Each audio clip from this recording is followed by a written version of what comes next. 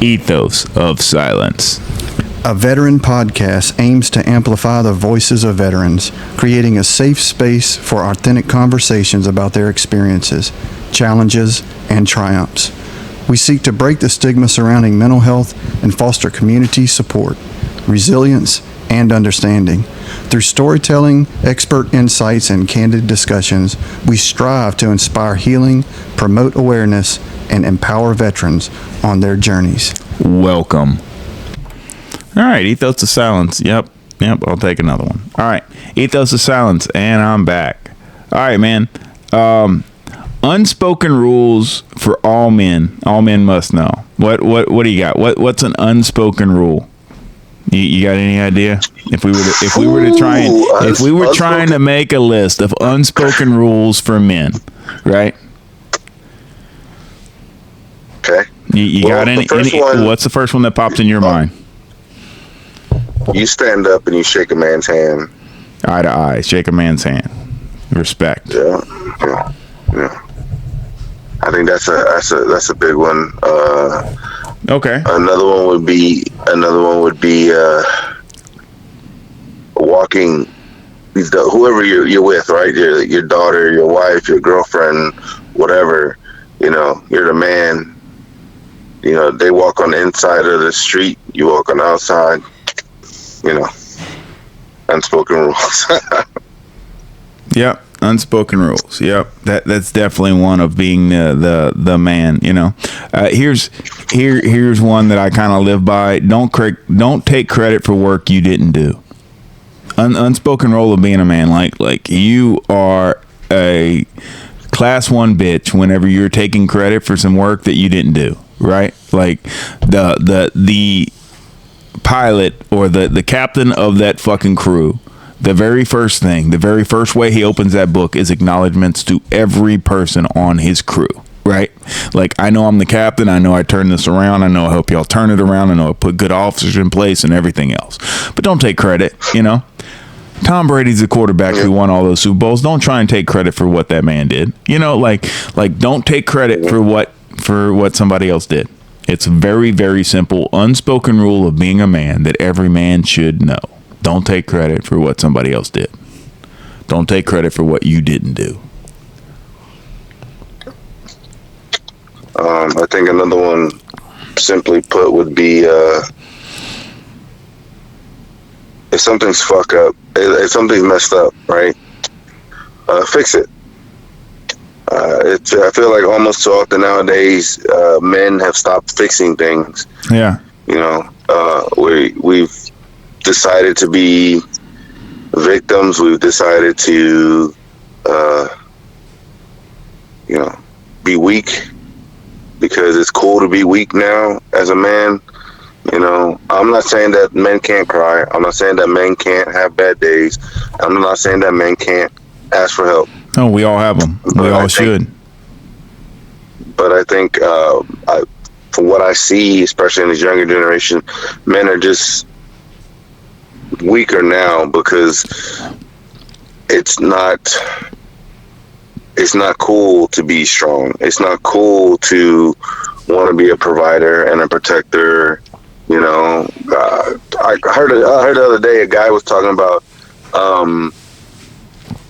you know, he was going to get his son a Sweet 16. Nothing wrong with that. I just feel like, what?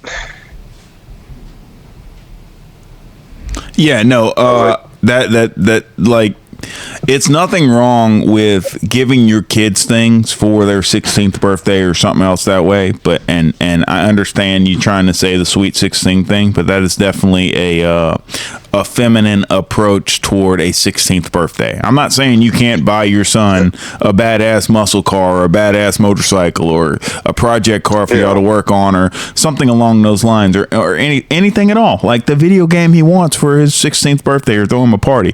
But to call it his Sweet 16 makes it seem like you're giving away his innocence or something crazy like that. Yeah. Another one that what you got?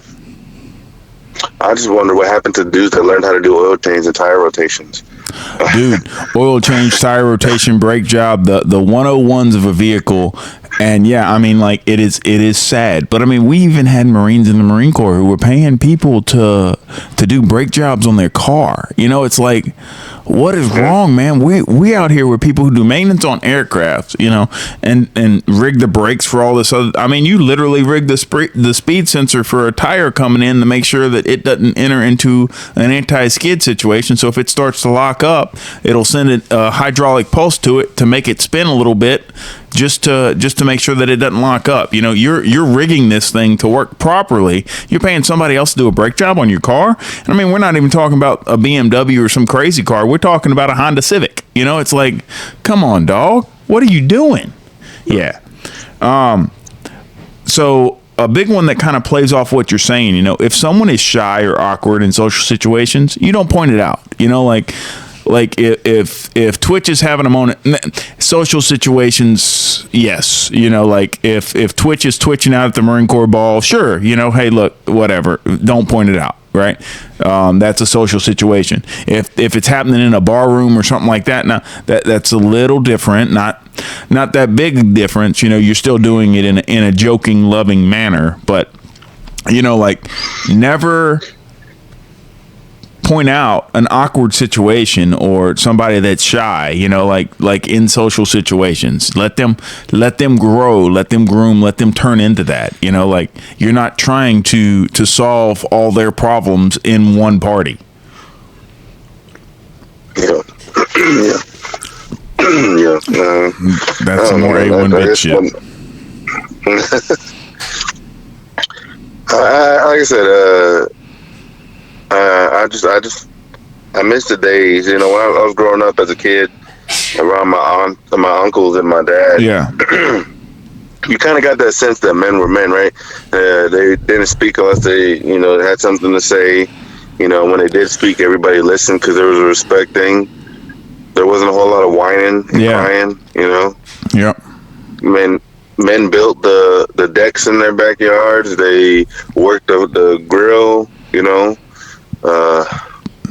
He brought dad a beer, right? When he was watching a sports game, you know what I'm saying? And I guess I hate vodka water. I've learned that's a thing now.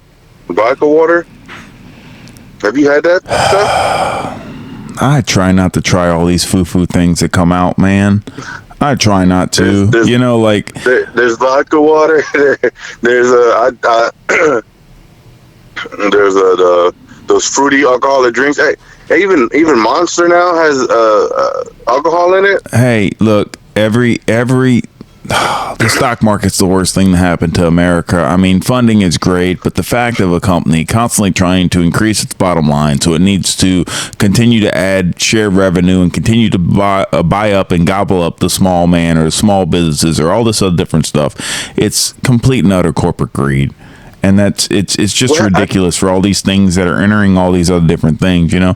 Like, if somebody was going to get drunk, they were going to mix a drink. Like, there's no reason to create a new flavor of vodka or this, that, the other. But, I mean, with each their own, I guess. And these big companies, as long as they continue to pay the paychecks to somebody somewhere and they're profitable in what they're doing, they're going to continue to do it. But I think that's kind of the drinking. Somebody who can actually handle their alcohol, handle their liquor, you know, you learn that. But some things, you know, like no matter how drunk you get, and joking around with friends is one thing, but like another grown man to grown man, you know, you never disrespect their job, their career, no matter what it is. You know, like he's a man. He's decided he's going to do this. It's going to have XY income for doing XY, and they're going to take care of their family with that income.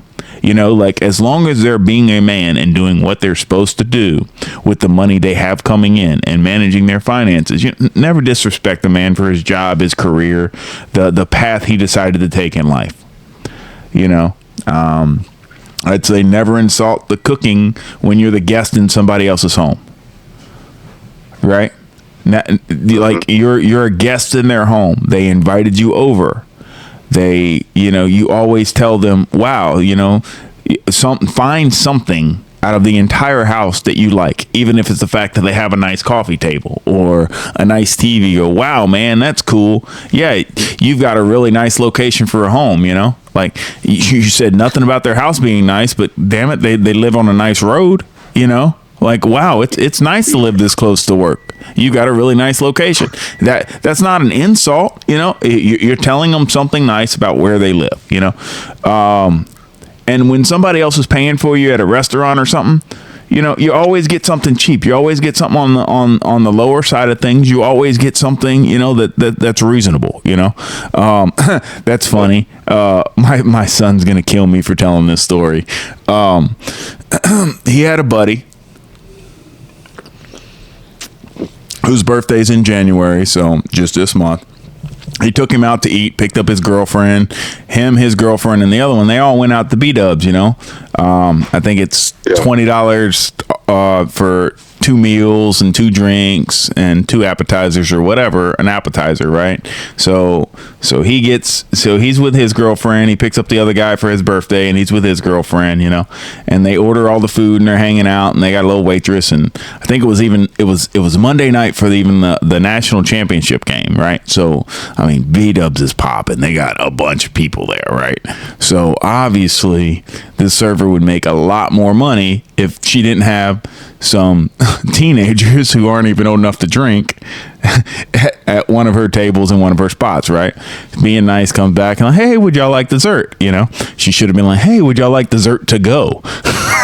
To be honest, you know, but obviously she was nice enough and was like, hey, you want dessert? You know, and Travis, being the person he was, like, yeah, we want dessert. Hey, baby, what do you want? You know, and everybody got desserts for the whole table.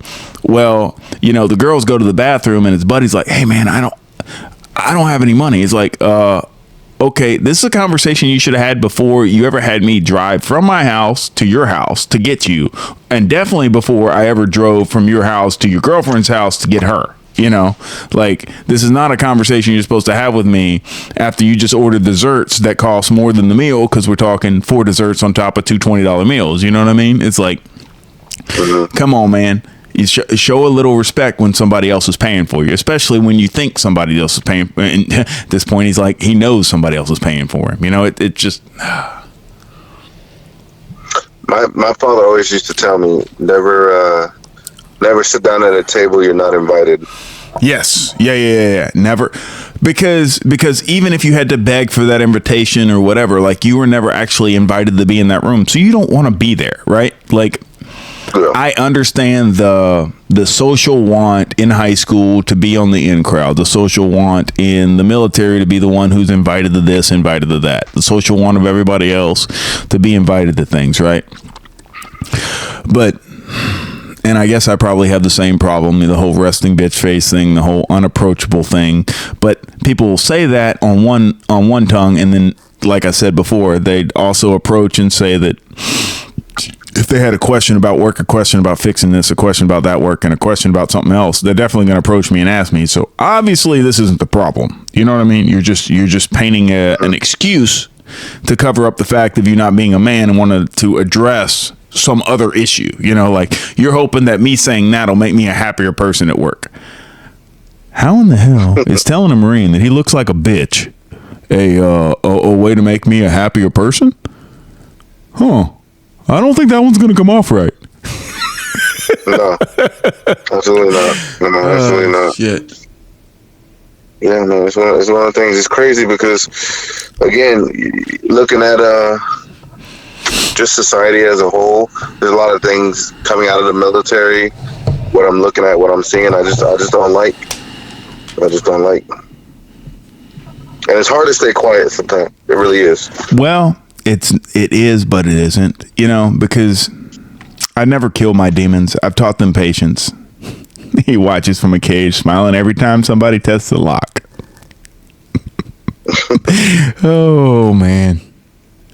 Sometimes I just want to let him roam free, see how much damage he could do, huh?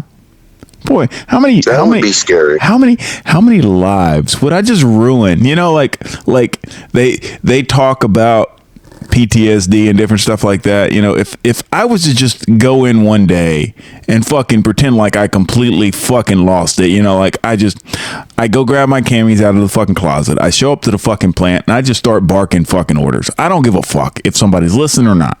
Just start barking fucking orders. Lose my entire fucking mind. How many people you think are going to go cry to their therapist for like 6 fucking months at least afterwards? Oh, you literally would have just. They've been PTSD. They couldn't work. They had to stay home, and no, don't do that. Shit, I might be doing the company a favor.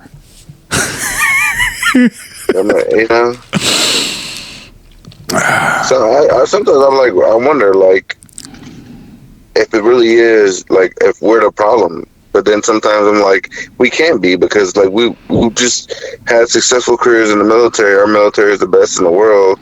Like, obviously it's working somewhere. Yeah, I hear you. The monster I've created to protect the child inside of me is difficult to manage. I felt that. I felt that.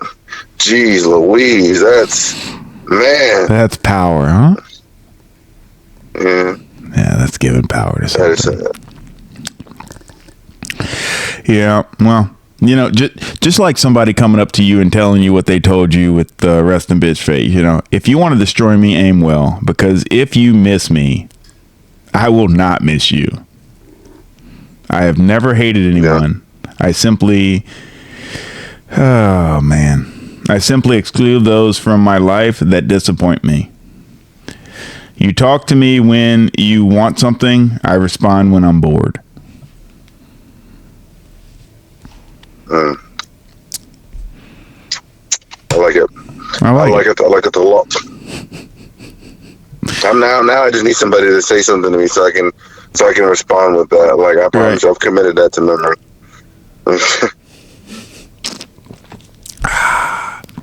Yeah. What are you drinking on? Oh, man. What are you sipping on? Right now, it's just Coors Light. I'm thinking really hard about making me a cappuccino and getting some. At this time of night? Yeah, man. Pouring some. I've got some vodka in there that I've been aging with cappuccino. And some cappuccino beans. So then I've got cold cappuccino. So I'll pour the cold cappuccino and I'll pour the cold vodka and all that stuff over some rocks and put some whipped cream in there. Man, it's a foo-foo drink, but it'll definitely give me the energy to go all night. Okay. I don't need to know all that. Yeah. I don't need to. Hey, man. Going off that, I'm gonna tell you this right now, right? It's better to realize you opened the wrong door than to stay in the wrong room. Yeah. I like that. Yeah. So with that, right, and with the fact of us in the military and us grooming where we're planted, at what point do we decide that we're done growing where we're planted and we need to pick up and go somewhere else? Because another thing the military does really good, like, we grow where we're planted, but every 5-6 years they give you orders and get you somewhere else. You know what I mean? Like, so despite of how immaculate you can have something running, they move you along. Like change is not my enemy anymore. Like, I don't like it.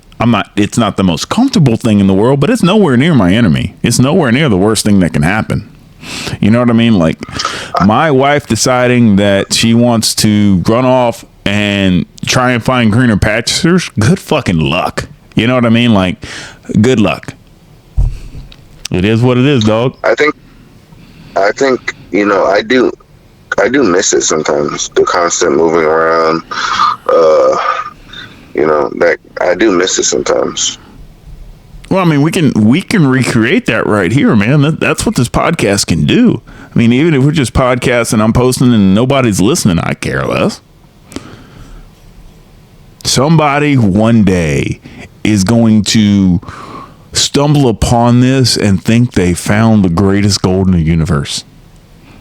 And even if I've just got 10 guys out there that enjoy cracking open a beer and listening to one of the podcasts and drifting off and being like, you know what? I've been to Iraq. I've been to Afghanistan. I've been on a little boat cruising the world, you know, or listening to any of the other guys who've been in the Air Force or been in some of the veterans I've got that parachuted into different places. He did 20 years in the Army as just a parachute rigger, so he jumped with multiple parachutes, you know, in different countries all over the world. There was an Air Force guy who was a weatherman who jumped at Normandy. It's like, dude, like there's some just amazing things that people have done, that you do stuff like that, and then you turn around and somebody's asking you, hey man, did you put enough dirt in the machine? Motherfucker, you put 20 grams in the machine. I know how to calibrate a fucking scale. I also know how to calibrate a lightning pod to make sure that a JDAM will fall through a window, you know, on a laser designated area that somebody on the ground did. So yeah, I put 20 grams in the fucking machine. That's your number. Get the fuck out of here. You know, like, people, they love to question you. I know what I'm doing. You go do what you're supposed to do.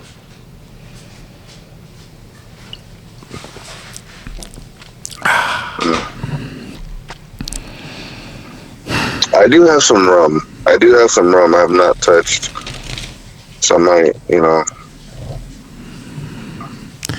have a finger or two of that. You know what? Let me let me close this one off and let me jump into something personal for me and see where it takes us. We got like 10 minutes left on this one, but got a feeling that this is going to take us somewhere that you're going to have quite a bit to say about it. Okay, cool. All right, buddy. Any final words of wisdom on this one?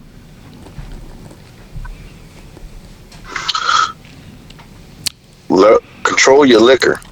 Control your liquor, huh?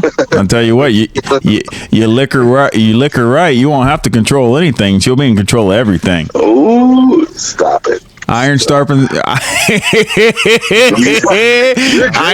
iron sharpens iron. The battle. Iron sharpens iron, baby. We out. Comrades, for those missing in action, and for those held as prisoners of war,